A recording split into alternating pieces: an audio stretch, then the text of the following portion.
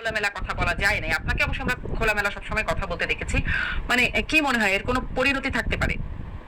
আমি আওয়ামী লীগের বেলা না, আওয়ামী লীগের আগে থেকে খোলামেলা বলে আসছি। আমি জিয়া রহমানের সময় তখন আয়নাঘর এটাকে বলা হতো। আয়নাঘর, এখানে আয়নাঘর নামে একটা সিনেমা হওয়ার পর থেকে এটার নাম হচ্ছে আয়নাঘর। হুম, এবং সেগুলো আরো দুর্বিষহ কষ্টের ছিল। সেখানে আমি 91 দিন কাটিয়েছি। তারপরে প্রায় 27 মাসের মতো আমি জেলে ছিলাম। এবং সেই জেল কিন্তু ঢাকা সেন্ট্রাল জেল, এই চকবাজারের এই উর্দু রোডের এখানে, যেটা পুরাতন হুম, হুম, উর্দু রোডের এখানে, যেটা পুরাতন। হুম, হুম, আর এখন যেটা করছে সেটা তো আধুনিক পদ্ধতি। কেরানীগঞ্জেরটাও ওই আরেকটা যেটা আছে সেটাও কাশিমপুরে। হুম, কাশিমপুরের।